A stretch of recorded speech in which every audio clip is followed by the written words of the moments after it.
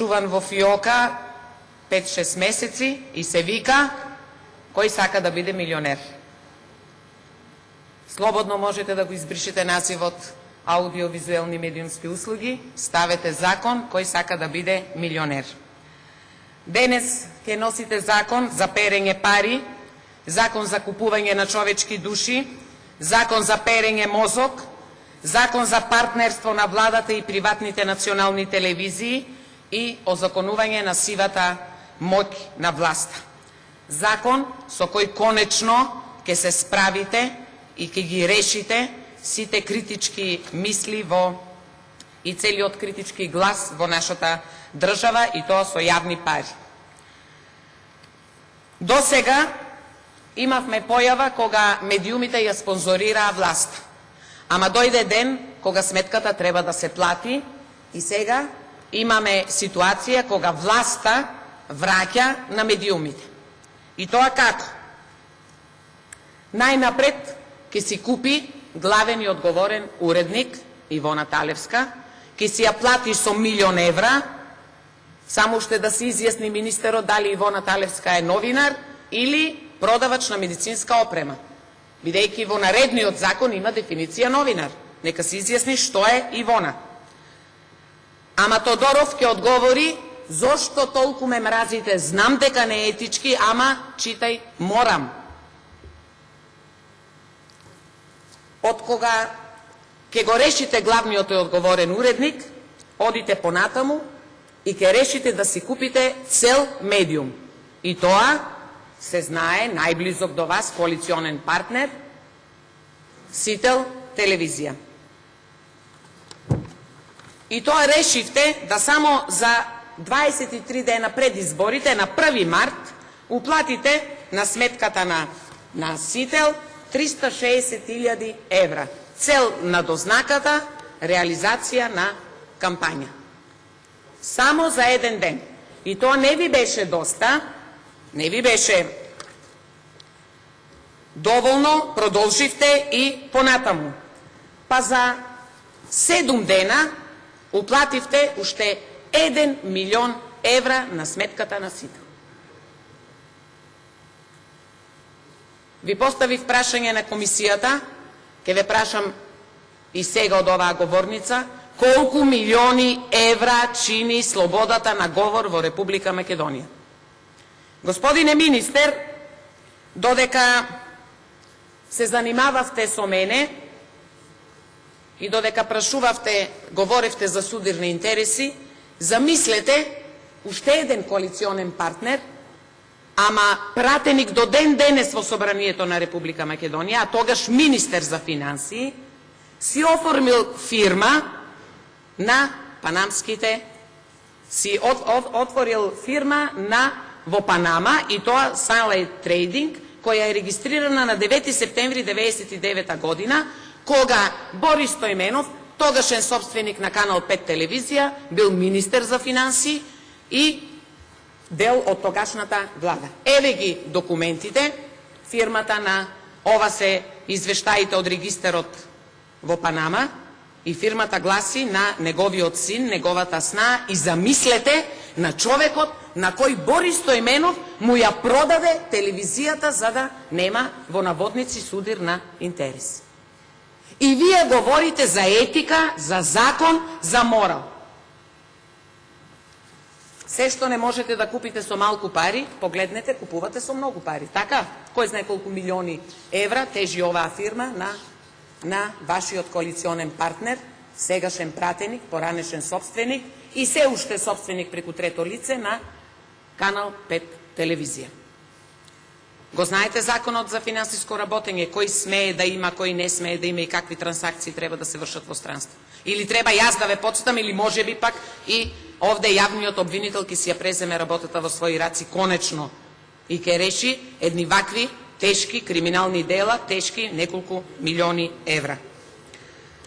Ако слободата на говор чини 1 000 000 евра за 7 дена, почитувани граѓани, пресметајте колку чини за 25 дена.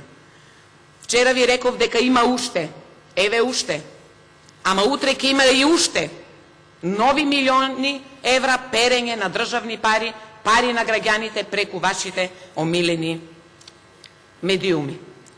И замислете, се правдате овде во оваа сала, велите 2 години смислувавме. Што смисливте 2 години? Криминал? А замислете за 8 години колку милиони евра тежок криминал имате смислено, кој доправа треба да се отвори. И уште еднаш, немојте да се браните со молчење. Ајде, одважете се, охрабрете се и кажите колку милиони евра чини кампањата за сатанизирање и плукање на опозицијата. Колку милиони евра давате државни народни пари за плукање на Зоран Заев и раководството на СДСМ? Од вас ли ги давате, господине министер, или од народот? Дали пратениците од својот джеб даваат по 1000 евра за да плукате врз Заев или пак ги злоупотребувате народните пари? Ама во меѓувреме смисливте многу добар пазар. Замислите, со ДУИ се договоривте едно заменичко место во агенцијата за електронски, во агенцијата за медиуми, за тешко 1500 евра, и замислите, одлучивте дека според вас репрезентативниот синдикат ќе му дадете место во агенцијата. Сега се поставува прашањето дали би било тоа Ивона, дали Латас, бидејќи добро ви завршија работата со перење на 1.000.000 евра преку нивните сметки. Треба да ги наградите, нели? Во меѓувреме се знае што се случува. Зоран Трајчевски, кој и понатаму ќе остане во оваа агенција, ќе биде тој што ќе одзема дозволи, што ќе дава дозволи, што ќе укинува емисии, што ќе блокира сметки, ама најмалку што ќе работи е да мери реклами по реален час, прикажани на сител со државни пари за плукање на опозицијата. Дали Зоран Трајчевски ќе изрече казна од 300.000 денари и забрана за емитување доколку 7 дена на реклами, доколку се утврди дека го поминал, го прекршил дозволеното времетрајање 20% на реален час? Не. Тој добро ќе си одработи работата како што досега работеше за вас. И замислете,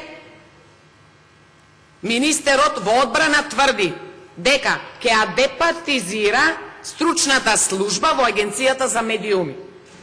Абсурд. Како може една гласачка машина со еден партиски војник Зоран Трајчевски, извршител нормално милиони тежок, верен извршител, министерот да обезбеди независност преку департизација на стручните служби? Па ова, едно вакво несериозна изјава и несериозно тврдење го нема ни во најслабите или најуништените демократии. И ќе ве прашам, на кого тоа сега треба да му се верува? На вас? На Тодоров? На Ставревски? На кого тоа треба да му се верува?